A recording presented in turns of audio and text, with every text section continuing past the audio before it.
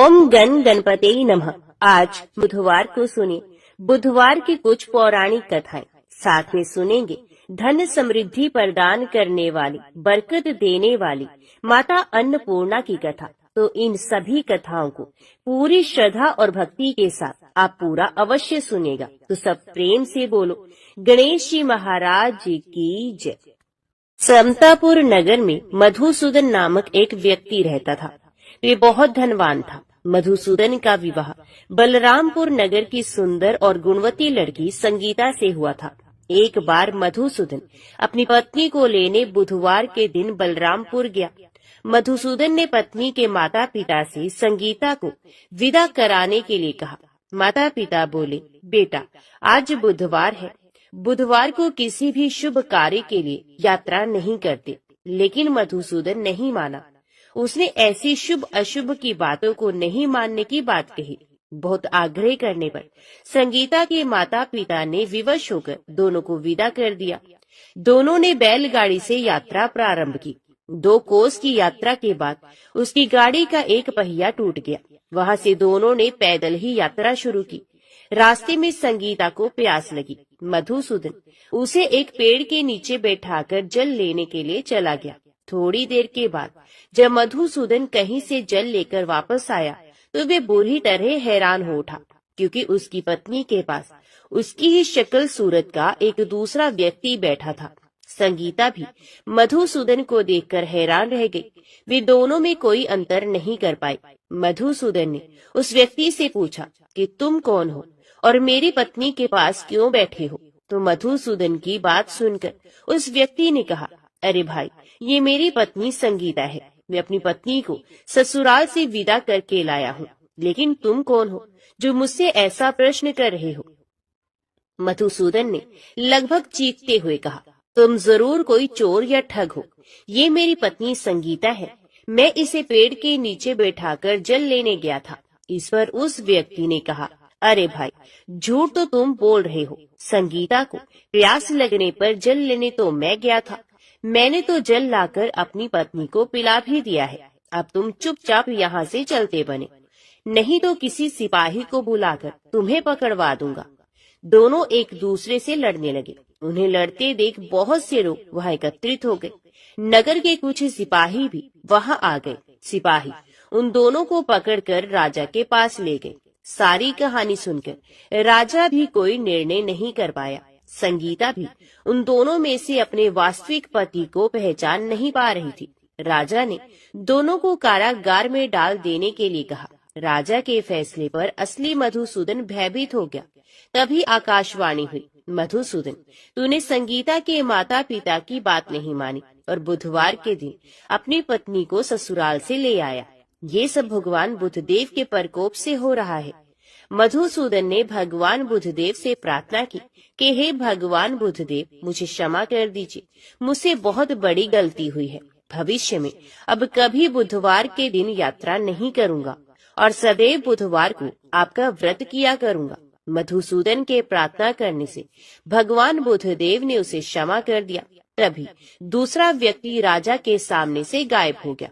राजा और दूसरे लोग इस चमत्कार को देखकर हैरान हो गए। भगवान बुद्धदेव की इस अनुकंपा से राजा ने मधुसूदन और उसकी पत्नी को सम्मान पूर्वक विदा किया। कुछ दूर चलने पर रास्ते में उन्हें बैलगाड़ी मिल गई। बैलगाड़ी का टूटा हुआ पहिया भी जुड़ा हुआ था। दोनों उसमें बैठकर समतापुर की ओर चल दिए। मधुसूदन और उसकी पत्नी संगीता दोनों बुधवार को व्रत करते हुए आनंद पूर्वक जीवन यापन करने लगे।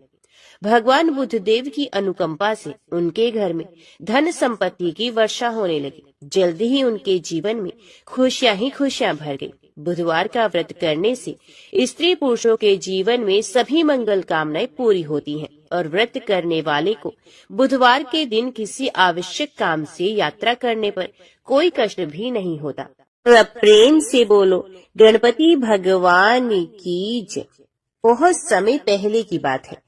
एक गांव में एक भाई और बहन रहते थे। भाई बहुत गरीब था पर उसकी बहन पैसे वाली थी। जब बहन की ननद का विवाह था तब बहन ने ना तो अपने भाई को विवाह में आने का निमंत्रण दिया और ना ही कोई चिट्ठी भेजी।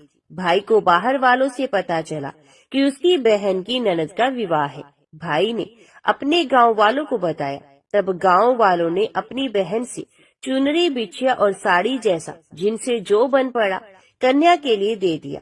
भाई सारा सामान लेकर बहन के गांव पहुंचा। बहन के घर जाने पर बहन की देवरानी बोली, भाभी जी, आपके भाई आए हैं। तो बहन ने पूछा, कैसे आए हैं और क्या पहना है? तब देवरानी ने कहा, पैदल आए हैं और फटी पगड़ी फटी धोती पहने हैं। तो बहन बोली, मेरे ससुर हवेली के सामने दुकान में बैठे हैं, मुझे शर्म आती है। भाई को बोलो पीछे के दरवाजे से आए। भाई के आते ही बहन ने भाई को एक कमरे में बंद कर बाहर से ताला लगा दिया। एक तरफ लड़की का विवाह हो रहा था, गाजे बाजे बज रहे थे, अतिथियों को भोजन कराया जा रहा था और दूसरी तरफ भाई को कोई भी पानी तक पूछने वाला नहीं था। तभी भांजे की बहू को दया आई और उसने दरवाजा खोल दिया।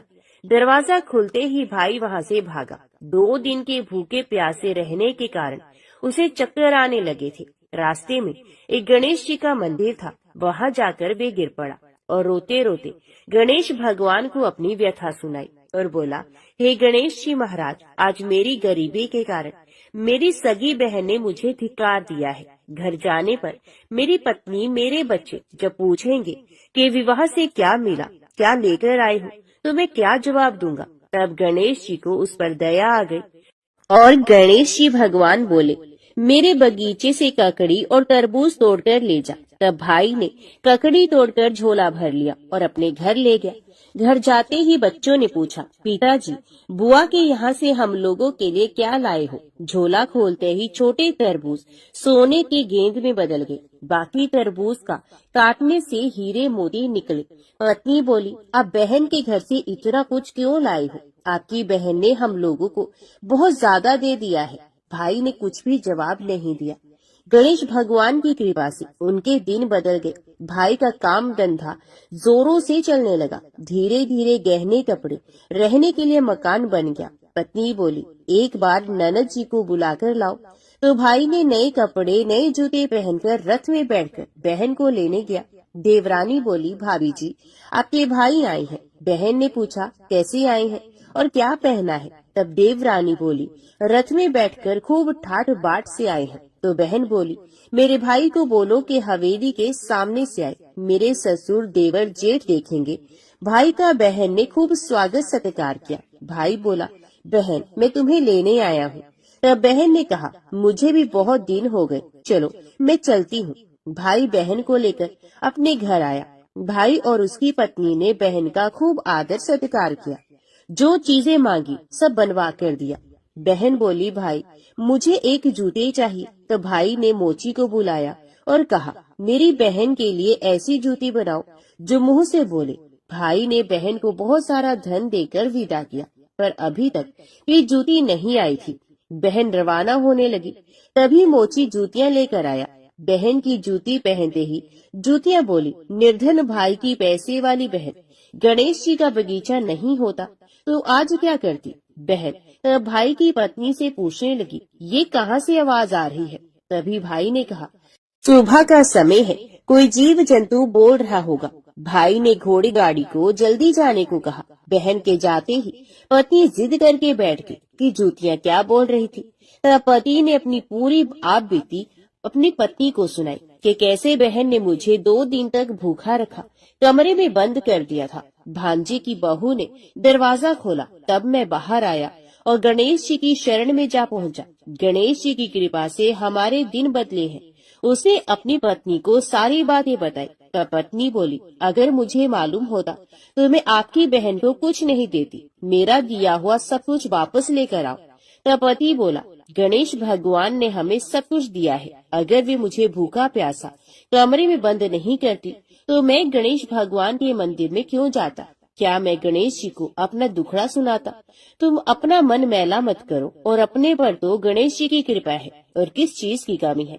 फिर दोनों गणेश जी के आगे झुककर प्रणाम करते हैं और जयकारा लगाते हैं कि हे गणेश जी महाराज, जैसी कृपा आपने गरीब भाई पर की, वैसे ही अपने सभी भक्तों पर अपनी कृपा बनाए रखना। तो प्रेम से बोलिए गणेश जी महाराज की जय। आइए अब सुनते हैं गणेश जी महाराज की अगली पौराणिक कथा। एक बार देवी तुलसी विवाह हेतु वर ढूंढने के लिए तीर्थ यात्रा पर निकली थी और ढूंढते ढूंढते वे गंगा किनारे पहुंच गए। उस समय गणेश भगवान गंगा किनारे तप कर रहे थे। उन्हें देखते ही देवी तुलसी उन पर मोहित हो गई और उनके मन में गणेश भगवान से विवाह की इच्छा उत्पन्न हुई। फिर देवी तुलसी ने गणेश जी के पास जाकर उनका ध्यान भंग कर दिया। आंखें खोलने के बाद गणेश भगवान के सामने देवी तुलसी खड़ी थी, लेकिन सामने एक स्त्री है, इसलिए अपने क्रोध को नियंत्रण में रखकर गणेश भगवान ने पूछा, हे देवी तुम कौन हो और मेरा ध्यान भंग करने का क्या कारण है?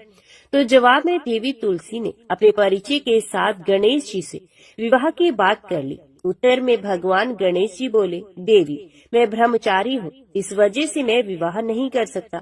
अपने विवाह प्रस्ताव के लिए ना सुनने के बाद देवी तुलसी क्रोधित हो गई और उन्होंने गणेश जी को श्राप दे दिया कि उनका ब्रह्मचर्य टूटेगा और उनके 2 विवाह होंगे। इस बात पर गणेश भगवान भयंकर क्रोधित हो उठे, क्योंकि एक तो वे स्त्री हैं, इसलिए ध्यान भंग करने पर भी गणेश जी ने कुछ नहीं कहा और इतनी विनम्रता से बात करने पर भी उन्हें श्राप दे दिया गया। फिर गणेश जी ने भी तुलसी को श्राप दे दिया कि तुम्हारा विवाह शंखचूड़ नाम के असुर के साथ होगा। एक देवी होकर भी उनका विवाह एक राक्षस से होगा। ये जानकर देवी तुलसी विचलित हो गई और विनायक जी से इस कठोर श्राप से मुक्ति दिलाने की क्षमा याचना करने लगी। फिर गणेश जी को तुलसी देवी पर दया आ गई और वे बोले कि मेरा श्राप तो बदल नहीं सकता, वे तो सच होकर ही रहेगा, लेकिन अगले जन्म में तुम एक पेड़ बनोगी और भगवान महाविष्णु जी को अत्यंत प्रिय होगी। उनकी पूजा में भी तुम्हारा एक महत्वपूर्ण स्थान होगा और कलयुग के इंसानों को तुम मोक्ष का मार्ग दिखाओगी। लेकिन तुमने मेरा तप भंग किया है और मुझे ब्रह्मचारी होकर भी 2 विवाह का श्राप दिया है, इसलिए मेरी किसी भी प्रकार की पूजा में तुम निषिद्ध रहोगी। इस प्रकार देवी तुलसी भगवान गणेश की पूजा में निषिद्ध हो गई। तो सब प्रेम से बोलिए गणेश भगवान की जय। आइए सुनते हैं गणेश जी के विवाह की कथा। भगवान गणेश जी का मुख हाथी का है और एक दांत भी टूटा हुआ है। इन्हीं 2 कारणों की वजह से उनका विवाह नहीं हो पा रहा था। इस बात से गणेश जी महाराज अक्सर नाराज रहा करते थे। एक दिन एक देवता के आग्रह पर विनायक जी उसके विवाह में अपनी उपस्थिति दर्शाने गए। विवाह स्थल पर पहुंचने के बाद कुछ देवताओं ने मिलकर गणेश भगवान का समय पर विवाह न होने के कारण उपहास किया, जिससे गणेश जी बहुत ही अधिक नाराज हो गए। उसी दिन उन्होंने ठान लिया कि जब तक मेरा विवाह नहीं होता तब तक मैं किसी भी देवता का विवाह नहीं होने दूंगा। गणेश भगवान के पास विवाह और अन्य संदेश लाने का काम उनके प्रिय वाहन मूषिक राज करते थे। मूषिक राज जब भी किसी देवता के विवाह का समाचार लाते, तब गणेश जी उसे आदेश देते और मूषिक राज अपनी सेना के साथ जाकर उस विवाह के मंडप को गिराकर तहस नहस कर देते और बारातियों को भी भगा देते। इस तरह गणेश जी और मूषिक राज की मिली भक्त की वजह से किसी भी देवता का विवाह नहीं हो पा रहा था। गणपति जी के व्यवहार से तंग आकर सभी देवी देवता भगवान शिव और माता पार्वती के पास पहुंच गए और इस विराट समस्या का समाधान मांगने लगे। भगवान शिव और माता पार्वती ने कहा कि इसका हल तो आपको केवल ब्रह्मदेव जी के पास ही मिल सकता है, कृपया करके अब ब्रह्मलोक को जाएं। तब माता पार्वती और महादेव जी को प्रणाम करके सभी देवी देवता ब्रह्मा जी के पास प्रकट हुए। देवताओं की समस्या को ठीक से सुनने के बाद ब्रह्मा जी ने अपनी योग शक्ति से 2 कन्याओं का निर्माण किया। कन्याओं का नाम था रिद्धि और सिद्धि। वे दोनों ब्रह्मा जी की मानस पुत्रियां थी। उन्हें लेकर ब्रह्मा जी गणेश महाराज के पास गए और उनसे अपनी पुत्रियों को ज्ञान एवं शिक्षा प्रदान करने का निवेदन करने लगे। ब्रह्मा जी का मान रखने के लिए एक दंत भगवान ने रिद्धि और सिद्धि को शिक्षा देना आरंभ किया और फिर उस दिन के बाद जब भी मूषिक राज किसी विवाह की खबर लेकर आते हैं, उस वक्त रिद्धि और सिद्धि गणेश जी को अपनी बातों में उलझाकर रखती हैं। इस तरह गणेश जी का ध्यान किसी और विषय पर रहता और दूसरी तरफ देवताओं का विवाह संपन्न हो जाता। एक दिन बुद्धि के देवता भगवान गणेश जी को ये बात समझ में आ गई, लेकिन उनके क्रोध में आने से पहले ही ब्रह्मदेव अपने दोनों पुत्रों के साथ वहां पर प्रकट हो गए। रिद्धि और सिद्धि को सामने देखते ही गणेश जी का क्रोध बढ़ने लगा, किंतु विनायक जी के मुख से कोई भी शब्द निकलने के पहले ही भगवान ब्रह्मदेव ने कहा कि हे गणेश जी, आपने स्वयं ही मेरी पुत्रियों को शिक्षा दी है और अब मुझे इन दोनों की विवाह योग्य कोई वर नहीं मिल रहा। मेरी आपसे विनती है कि आप ही रिद्धि और सिद्धि से विवाह करके मुझे धन्य कीजिए। परमपिता ब्रह्मा जी की शांत वाणी को सुनकर गणेश जी का क्रोध शांत हो गया और वे उस विवाह प्रस्ताव के लिए हंसी खुशी राजी हो गए। विवाह के बाद अपनी दोनों पत्नियों से उन्हें 2 पुत्र प्राप्त हुए, जिनका नाम रखा गया शुभ और लाभ। तो सब प्रेम से बोलिए, भगवान गणेश जी की जय। आइए अब सुनते हैं गणेश जी की पूजा पाठ में सुनी जाने वाली पौराणिक कथा। एक गांव में 2 माँ बेटी थी। बेटी माँ से बोली, गांव से सब लोग गणेश मेला देखने जा रहे हैं, मैं भी मेले में जाऊंगी। तो माँ बोली, वहाँ पर बहुत भीड़ होगी, कहीं गिर पड़ गई तो चोट लग जाएगी। बेटी ने माँ की बात नहीं मानी, तो माँ ने बेटी को 2 लड्डू और घंटी में पानी देकर कहा, एक लड्डू तो गणेश जी को खिलाकर पानी मिला देना, दूसरा लड्डू तुम खाकर बचा हुआ पानी पी लेना। बेटी मेले में चली गई। मेला समाप्त होने पर सभी गांववासी वापस आ गए, परंतु उसकी बेटी नहीं आई। वे गणेश जी के पास बैठी रही। एक लड्डू पानी गणेश जी तुम्हें, एक लड्डू पानी मुझे, इस तरह कहते हुए पूरी रात बीत गई। गणेश जी ने सोचा कि यदि आज मैं लड्डू खाकर पानी नहीं पीऊंगा तो ये अपने घर नहीं जाएगी। इसलिए गणेश जी लड़के का रूप बनाकर आए, बेटी से एक लड्डू लेकर खाया और पानी पिया और कुछ कहा, कुछ मांगो। लड़की ने मन में सोचा, क्या मांगू? अन्न मांगू, धन मांगू, महल मांगू, सुहाग मांगू, खेत मांगू, बैल मांगू, बस इतना ही मांग लेती हूँ। गणेश जी उसके मन की बात जानकर बोले, अब अपने घर जाओ, जो तुमने मन में सोचा है वे सब तुझे मिल जाएगा। लड़की घर पहुंची तो माँ ने पूछा, इतनी देर कैसे हो गई? लड़की ने कहा, आपके कहे अनुसार मैं गणेश जी को लड्डू खिलाकर पानी पिलाकर आई हूँ। देखते ही देखते जो कुछ बेटी ने मन में सोचा था वे सब कुछ उनके घर में हो गया। हे गणेश जी महाराज, जैसे आप उन माँ बेटी पर बरसे वैसे ही कहते सुनते हर किसी पर बरसो। तो बोलो, गणेश भगवान की जय। एक बुढ़िया माई रोज मिट्टी के गणेश जी की पूजा करती थी। बेचारी बुढ़िया के बनाए गणेश जी रोज गल जाते थे। उसके घर के सामने एक सेठ जी का मकान बन रहा था।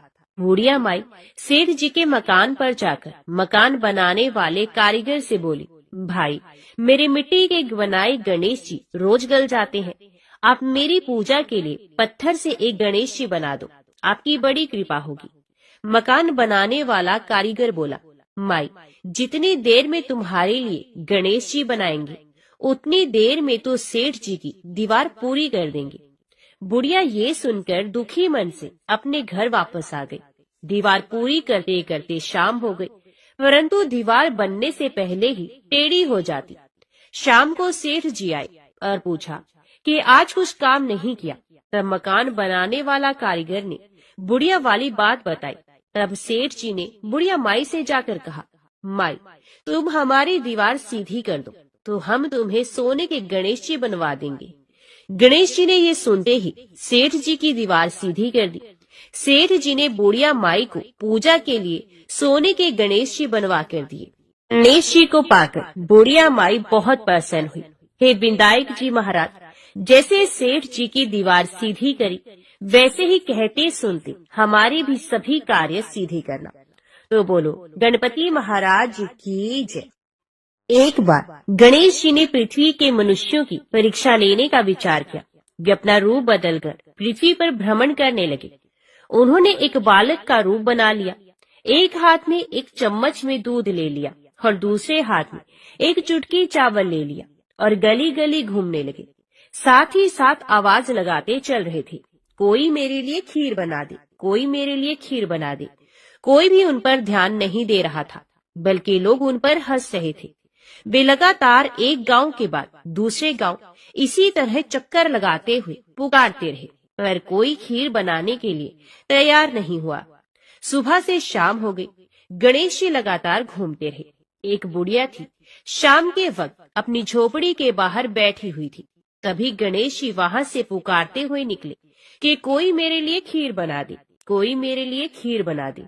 बुढ़िया बहुत कोमल हृदय वाली स्त्री थी। उसने कहा, बेटा मैं तेरी खीर बना देती हूँ। गणेश जी ने कहा, माई अपने घर में से दूध और चावल लेने के लिए बर्तन ले आओ। बुढ़िया एक कटोरी लेकर जब झोपड़ी से बाहर आई तो गणेश जी ने कहा, अपने घर का सबसे बड़ा बर्तन लेकर आओ। बुढ़िया को थोड़ी झुंझुलाहट हुई, पर उसने कहा, चलो बच्चे का मन रख लेती हूँ, और अंदर जाकर वे अपने घर से सबसे बड़ा पतीला लेकर बाहर आई। गणेश जी ने चम्मच में से दूध पतीले में उड़ेलना शुरू कर दिया। तब बुढ़िया के आश्चर्य की सीमा न रही जब उसने देखा दूध से पूरा पतीला भर गया है। एक के बाद एक वे बर्तन झोपड़ी बाहर लाती गई और उसमें गणेश जी दूध भरते चले गए। इस तरह से घर के सारे बर्तन दूध से लबालब भर गए। गणेश भगवान ने बुढ़िया से कहा, मैं स्नान करके आता हूँ, तब तक तुम खीर बना लो, मैं वापस आकर खाऊंगा। बुढ़िया ने पूछा, मैं इतनी सारी खीर का क्या करूंगी? इस पर गणपति जी बोले, सारे गांव को दावत दे दो। बुढ़िया ने बड़े प्यार से मन लगाकर खीर बनाई। खीर की भीनी भीनी मीठी मीठी खुशबू चारों दिशाओं में फैल गई। खीर बनाने के बाद वे घर घर में जाकर खीर खाने का न्योता देने लगी। लोग उस पर हंस रहे थे। बुढ़िया के घर में खाने को दाना नहीं और ये सारे गांव को खीर खाने की दावत दे रही है। लोगों को कौतूहल हुआ और खीर की खुशबू से लोग खींचे चले आए। सारा गांव बुढ़िया के घर इकट्ठा हो गया। जब बुढ़िया के बहू को दावत की बात मालूम हुई तब वे सबसे पहले वहां पहुंच गई। उसने खीर से भरे पतीलों को जब देखा तो उसके मुंह में भी पानी आ गया। उसे बड़ी जोर से भूख लगी हुई थी। उसने एक कटोरी में खीर निकाली और दरवाजे के पीछे बैठकर खाने की तैयारी करने लगी। इसी बीच एक छींटा गिर गया और गणपति जी को भोग लग गया और वो प्रसन्न हो गए। अब पूरे गांव को खाने की दावत देकर बुढ़िया वापस अपने घर आई तो उसने देखा बालक वापस आ गया था। बुढ़िया ने कहा, बेटा खीर तैयार है, भोग लगा लो। गणपति जी बोले, माँ भोग तो लग चुका है, मेरा पेट पूरी तरह से भर गया है, मैं तृप्त हूँ, अब तू खा, अपने परिवार और गांव वालों को भी खिला। बुढ़िया ने कहा, ये तो बहुत ज्यादा है, सबका पेट भर जाएगा, इसके बाद भी ये बच जाएगी, उस बची खीर का मैं क्या करूंगी? इस पर गणेश जी बोले, उस बची खीर को रात में अपने घर के चारों कोनों में रख देना। और बुढ़िया ने ऐसा ही किया। अब सारा गांव जी भर कर खा चुका, तब भी ढेर सारी खीर बच गई। उसने उसके पात्रों को अपने घर के चारों तरफ रख दिया। सुबह उठकर उसने क्या देखा? पतीलों में खीर के स्थान पर हीरे, जवाहरात और मोती भरे पड़े हैं। वे बहुत खुश हुई। उसकी सारी दरिद्रता दूर हो गई और वे आराम से रहने लगी। उसने गणपति जी का एक भव्य मंदिर बनवाया और साथ में एक बड़ा सा तालाब भी खुदवाया। इस तरह उसका नाम दूर दूर तक प्रसिद्ध हो गया। उस जगह वार्षिक मेले लगने लगे। लोग गणेश जी की कृपा प्राप्त करने के लिए उस स्थान पर पूजा करने और मान्यताएं मनाने के लिए आने लगे। गणेश जी सबकी मनोकामनाएं पूरी करने लगे। सब प्रेम से बोलो, गणपति भगवान की जय। आइए सुनते हैं अन्न धन बरकत देने वाली देवी अन्नपूर्णा की कथा। एक समय की बात है, काशी निवासी धनंजय की पत्नी का नाम सुलक्षणा था। उसे अन्य सब सुख प्राप्त थे, केवल निर्धनता ही उसके दुख का कारण था। ये दुख उसे हर समय सताता रहता था। एक दिन सुलक्षणा अपने पति से बोलती है, स्वामी आप कुछ उद्यम करो तो काम चले, इस प्रकार कब तक काम चलेगा? सुलक्षणा की बात धनंजय के मन में बैठ गई और वह उसी दिन विश्वनाथ शंकर जी को प्रसन्न करने के लिए बैठ गया और कहने लगा, हे देवाधिदेव विश्वेश्वर, मुझे पूजा पाठ कुछ भी नहीं आता, केवल तुम्हारे भरोसे बैठा हूँ। इतनी विनती करके वे 2-3 दिन तक भूखा प्यासा वहीं पर बैठा रहा। ये देखकर भगवान शंकर ने उसके कान में अन्नपूर्णा 3 बार कहा। ये कौन क्या कह गया? इसी सोच में धनंजय रह गया कि मंदिर में आते ब्राह्मणों को देखकर वे पूछने लगा, पंडित जी, अन्नपूर्णा कौन है? तब ब्राह्मणों ने उसे कहा कि तूने अन्न छोड़ दिया है, सो तू अन्न की ही बात करता है। जा, घर जाकर अन्न ग्रहण कर। धनंजय घर चला गया और अपनी पत्नी से सारी बात कह सुनाई। तो उसकी पत्नी बोली, आप चिंता मत कीजिए, स्वयं शंकर जी ने इस मंत्र को दिया है, वे स्वयं ही इस मंत्र का खुलासा भी करेंगे। आप फिर जाकर उनकी आराधना करो। धनंजय फिर से जैसा का तैसा पूजा में बैठ गया। रात्रि में शंकर जी ने उसे आज्ञा दी और कहा कि तू पूर्व दिशा में चला जा। ये अन्नपूर्णा का नाम जपते हुए और रास्ते में फल खाते हुए रणों का पानी पीता जाता। और इसी प्रकार कितने ही दिनों तक धनंजय चलता गया। वहां उसे चांदी से चमकती वन की शोभा देखने में आई और उसे सुंदर सरोवर भी दिखाई दिया। उसके किनारे कितनी ही अप्सराएं आई, झुंड बनाए बैठी थी, एक कथा कहती थी और सब माँ अन्नपूर्णा इस प्रकार बार बार नाम जपती थी। ये अघन मास की उजाली रात्रि थी और आज से ही व्रत का आरंभ हुआ था। जिस शब्द की खोज में धनंजय निकला था, वे उसे वहां सुनने को मिला। धनंजय ने उन देवियों के पास जाकर पूछा कि हे देवियों, आप ये क्या कर रही हो? तब उन सब ने कहा कि हम सब माँ अन्नपूर्णा का व्रत करती हैं। पूजा क्या होता है, ये किसी ने किया है, इसे कब किया जाता है, कैसे किया जाता है और इसकी विधि क्या है, मुझे भी कहो। तो वे कहने लगे, इस व्रत को हर कोई कर सकता है। 21 दिन के लिए 21 गांठ का सूत लेना चाहिए। 21 दिन अगर ना बने तो एक दिन उपवास करें।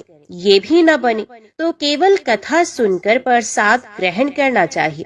निराहार रहकर कथा को सुने तथा सुनाने वाला अगर कोई भी ना मिले तो पीपल के पत्तों को रखकर सुपारी या घृत कुमारी को सामने रखकर दीपक को साक्षी करके सूर्य, गाय, तुलसी या महादेव को बिना कथा सुने मुख में दाना ना डाले। यदि भूल से कुछ पड़ भी जाए तो एक दिन फिर से उपवास कर ले। व्रत के दिन बिल्कुल भी क्रोध न करे और झूठ भी न बोले। धनंजय बोला, इस व्रत के करने से क्या होगा? तो वे कहने लगी, इसके करने से अंधों को नेत्र मिलते हैं, लोलों को हाथ मिलते हैं, निर्धन के घर धन आता है, बांझ को संतान मिलती है, मूर्ख को बुद्धि मिलती है। तो जिस कामना से व्रत किया जाए माँ उसकी इच्छा को पूर्ण करती है। वे कहने लगा, बहनों, मेरे घर भी धन नहीं है, विद्या नहीं है, कुछ भी नहीं है, तो दुखिया ब्राह्मण हूँ, मुझे इस व्रत का सूत दोगी? तब उन्होंने कहा, हाँ भाई, तेरा कल्याण हो, मैं तुझे सूत दे देती हूँ। इस व्रत का सूत्र लेकर धनंजय ने व्रत किया। व्रत पूरा भी हुआ। तभी सरोवर में से 21 खंड की स्वर्ण सीढ़ी हीरा मोती जड़ी हुई प्रकट हुई। धनंजय जय माँ अन्नपूर्णा, जय अन्नपूर्णा माँ कहता जाता। इस प्रकार वे कितनी ही सीढ़ियां उतर गया तो देखा कि करोड़ों सूर्यों से प्रकाशमान अन्नपूर्णा माता का मंदिर है। उसके सामने स्वर्ण सिंहासन पर माता अन्नपूर्णा विराजमान है और उनके सामने भिक्षा हेतु भगवान शंकर खड़े हैं। देवांगनाएं चवल डुला रही हैं, कितनी ही हथियार बांधे पहरा दे रही हैं। धनंजय दौड़कर जगदम्बा माँ के चरणों में गिर गया। देवी उसके मन का कलेश जान गई और धनंजय कहने लगा, माता आप तो अंतर्यामी हो, आपको अपनी दशा में क्या बताऊं? माता बोली, मेरा व्रत किया है, जा, संसार तेरा सत्कार करेगा। माता ने धनंजय की जीवा पर बीज मंत्र लिख दिया। अब उसके रोम रोम में विद्या प्रकट हो गई। माँ का वरदान लेकर धनंजय घर आया। सुलक्षणा से सभी बातें कह सुनाई। माता जी की कृपा से उसके घर में संपत्ति आने लगी। छोटा सा घर बहुत बड़ा बन गया और उसके घर अनेक सगे संबंधियों ने आकर उसकी बड़ाई भी की और उससे कहा कि इतना धन और इतना बड़ा घर होने पर अगर संतान नहीं है तो इस कमाई का भोग कौन करेगा? सुलक्षणा से संतान नहीं है, इसलिए तो दूसरा विवाह कर लो। अन्य इच्छा होते हुए भी धनंजय को दूसरा विवाह करना पड़ा और सती सुलक्षणा को सोच का दुख उठाना पड़ा। इस प्रकार दिन बीतते गए। फिर नए बंधन से बंधे पति से सुलक्षणा ने कहलवाया कि हम व्रत के प्रभाव से सुखी हुए हैं, इस कारण ये व्रत छोड़ना नहीं चाहिए। ये माता जी का प्रताप है जो हम इतने संपन्न और सुखी हुए हैं। सुलक्षणा की बात को सुनकर धनंजय उसके यहाँ आया और ये व्रत में बैठ गया। नई बहू को इस व्रत की खबर नहीं थी। वे धनंजय की आने की राह देखती रही। अब जब नई बहू को इस बात की खबर पड़ी तो उसके मन में ईर्ष्या की ज्वाला दहक पड़ी और वे सुलोचना के घर पहुंची। उसने वहां भगदड़ मचा दी और धनंजय को अपने साथ ले गई। घर में धनंजय को थोड़ी देर के लिए जब निद्रा आ गई तो नई बहू ने उसके व्रत का सूत का धागा तोड़कर आग में फेंक दिया। अब तो माता जी को कोप आ गया और घर में अकस्मात ही आग लग गई। सब कुछ जलकर खाक हो गया। सुलक्षणा जान गई और पति को फिर अपने घर ले आई। इस बात पर नई बहू रूठकर अपने पिता के घर चली गई। पति को परमेश्वर मानने वाली सुलक्षणा बोली कि हे नाथ, आप घबराओ नहीं, माता जी की कृपा अलौकिक है। पुत्र कपुत्र हो सकता है पर माता कभी कुमाता नहीं होती। अब आप श्रद्धा और भक्ति से आराधना शुरू करो, वे हमारा कल्याण करेंगी। धनंजय फिर माता के पीछे पड़ गया और वे सरोवर सीढ़ी प्रकट हुई। उसमें वे माँ अन्नपूर्णा कहकर उतर गया। वहां जाकर वे माता जी के चरणों में वंदन और रुदन करने लगा। माता प्रसन्न हुई और बोली कि ये मेरे स्वर्ण की मूर्ति ले जा, उसकी पूजा करना, तुम फिर से सुखी हो जाओगे। जाओ, मैं तुम्हें आशीर्वाद देती हूँ। तेरी स्त्री सुलक्षणा ने श्रद्धा से मेरा व्रत किया है, उसे मैंने पुत्र दिया है। धनंजय ने जब आंखें खोली तो खुद को काशी विश्वनाथ के मंदिर में खड़ा हुआ पाया। वहां से वे उसी प्रकार अपने घर को चला गया। इधर सुलक्षणा गर्भवती हुई और उसे एक पुत्र की प्राप्ति हुई। गांव में आश्चर्य की लहर दौड़ गई। मान्यता आने लगी कि इस प्रकार उसी गांव में निसंतान सेठ के पुत्र होने पर उसने माता अन्नपूर्णा का मंदिर बनवा दिया। उसमें माता जी धूमधाम से पधारी और धनंजय को मंदिर के आचार्य का पद दे दिया गया। जीविका के लिए मंदिर की दक्षिणा और रहने के लिए बड़ा ही सुंदर सा भवन दे दिया गया। धनंजय अपनी स्त्री और पुत्र के सहित वहीं पर रहने लगा। माता जी के चढ़ावे में उसकी भरपूर आमदनी होने लगी। उधर नई बहू के पिता के घर डाका पड़ गया और उनका सब कुछ लूट गया। वे भीख मांगकर पेट भरने लगे। जब सुलक्षणा को इस बात का पता चला तो उसने उन्हें भी बुलावा भेजा। फिर सुलक्षणा ने उनको एक अलग घर में रख लिया और उनके अन्न और वस्त्र का प्रबंध भी कर दिया। धनंजय, सुलक्षणा और उसका पुत्र माता जी की कृपा से आनंद से रहने लगे। माता जी ने जैसे उनके भंडारे भरे वैसे ही सबके भंडार भरे तो सब प्रेम से बोले, माँ अन्नपूर्णा की जय। आइए अब सुनते हैं धन समृद्धि प्रदान करने वाली, घर में बरकत लाने वाली माता अन्नपूर्णा की बड़ी ही दुर्लभ कथा। इस कथा को श्रद्धा और भक्ति के साथ पूरा अवश्य सुनिए। तो प्राचीन काल की बात है। पुरुषोत्तमपुर नामक गांव में एक बहुत धर्मात्मा सेठ जी रहा करते थे। उनके 5 पुत्र और एक सबसे छोटी पुत्री थी। उसका नाम था गौरी। सेठ जी का भरा पूरा परिवार था। सेठ जी ने अपने सभी 5 पुत्रों का विवाह कर दिया था और जब छोटी बेटी गौरी विवाह के योग्य हुई तो उन्होंने उसका विवाह एक दूसरे नगर के अपने ही समान धनी परिवार में कर दिया। अब सेठ जी की पुत्री गौरी दुल्हन बनकर जिस घर में गई वहां उसका पति अपने माता पिता का इकलौता पुत्र था। अब गौरी बड़ी ही प्रसन्नता पूर्वक अपने ससुराल में रहने लगी। गौरी बड़ी ही सदाचार, गुणवान तथा रूपवती थी। एक दिन की बात है, जब 1.25 महीना हो गया तब सास ने गौरी को रसोई संभालने के लिए दे दिया। रसोई की सारी बातें समझा दी गई। गौरी अपनी सासू माओ के पांव छूकर रसोई में प्रवेश करती है। तब सास ने कहा, बहू रोज सुबह जल्दी उठकर पूजा पाठ करके रसोई में प्रवेश करना, फिर खाना बनाना। रोटी बनाते समय मैं पहली रोटी गाय को और अंतिम रोटी कुत्ते की बनाती हूँ, मत भूलना। इस प्रकार सास ने गौरी को सब कुछ समझा दिया। गौरी 4 लोगों के लिए खाना बनाती है और खाना बनाकर अपने पूरे परिवार को खिलाती है। जब अंत में खुद खाने के लिए बैठती है तब वे देखती है कि उसके लिए तो रोटी बची ही नहीं। वे चावल, दाल और सब्जी खाकर पानी पी लेती है।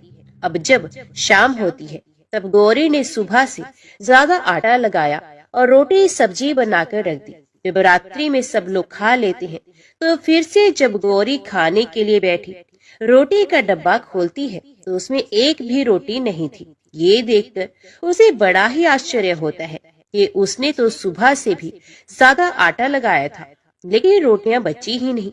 अब वे सिर्फ सब्जी खाकर पानी पीकर सो जाती है। अगले दिन फिर उसे कल से 2 गुना ज्यादा आटा लगाया और रोटियां बनाई, लेकिन फिर से उसे रोटी नहीं मिली। सभी रोटियां खत्म हो गई थी। अब उस दिन भी आधे पेट खाना खाकर ही उसे रहना पड़ा। इसी प्रकार गौरी चाहे जितना भी आटा लगाती, रोटियां उसे मिलती ही नहीं। ये हर रोज का काम हो गया था और वे सोचने लगी, आखिर कौन नहीं चाहता कि मैं रोटियां ना खाऊं और मैं पेट ना भरूं। गौरी इस आस में आटा ज्यादा लगाती कि किसी न किसी दिन तो उसे रोटियां अवश्य मिलेंगी, किंतु ऐसा हुआ ही नहीं। ऐसा करते करते वे बहुत कमजोर, दुबली पतली हो गई थी। तो दोस्तों, ऐसे ही एक दिन की बात है जब गौरी रसोई में सब्जियां काट रही थी तो गलती से चाकू से उसका हाथ कट जाता है और वे रोटियां नहीं बना पाती। तो उसकी सासू माँ ने कहा, बहू रहने दो, आज मैं रोटियां बना देती हूँ। तो गौरी ने कहा, नहीं सासू माँ, आप आटा लगा दीजिए, मैं रोटियां बना दूंगी। तो दोस्तों, उस दिन सासू माँ ने आटा लगाया और फिर बहू को दिया। बहू रोटियां बनाकर रख देती है। घर के सभी सदस्य रात के समय जब खाना खाने लगते हैं, सब लोग जब खाना खा लेते हैं, तब बारी आती है गौरी की। तो वे बहुत दुखी मन से खाना खाने बैठ जाती है। वे सोचती है, आज तो सासू माँ ने आटा गूंथा है, वे भी बहुत कम, आज तो मेरे लिए रोटियां बची ही नहीं होंगी। ये सोचकर बहू मन ही मन बहुत दुखी होती है। किंतु जब वे रोटी के डिब्बे को खोलती है तो उसने क्या देखा कि उसमें 4-5 रोटियां पड़ी हैं। ये देखकर बहू बहुत खुश हो जाती है। अब क्या था, ऐसे ही 7 दिनों तक बहू की सासू माँ आटा गूंथने लगी और बहू रोटियां बनाती थी। बहू को रोज रोटियां मिलने लगी। इन 7 दिन बहू ने भर पेट खाना खाया।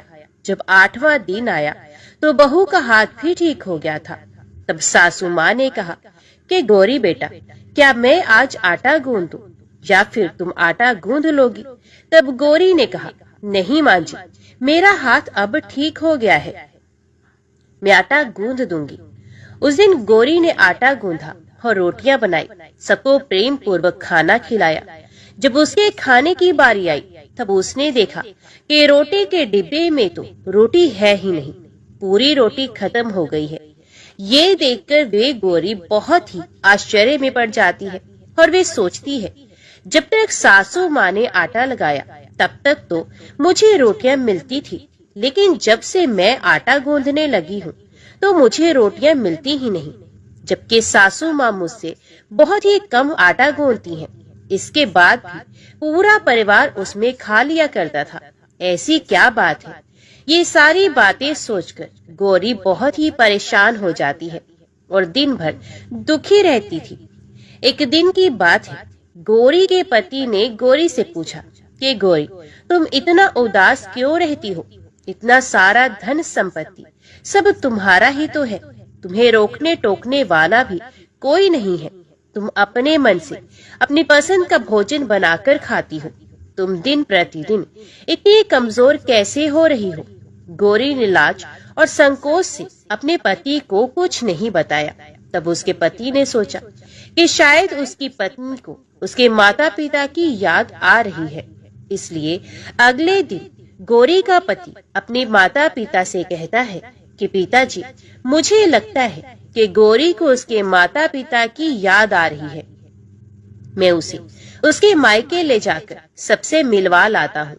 अपने बेटे की बात सुनकर गौरी के सास ससुर तैयार हो जाते हैं और उसे जाने की अनुमति दे देते हैं और कहते हैं, बेटा, यदि बहू को अपनी माता पिता से मिलकर प्रसन्नता होती है तो अवश्य ही तुम उसे उसके मायके ले जाओ।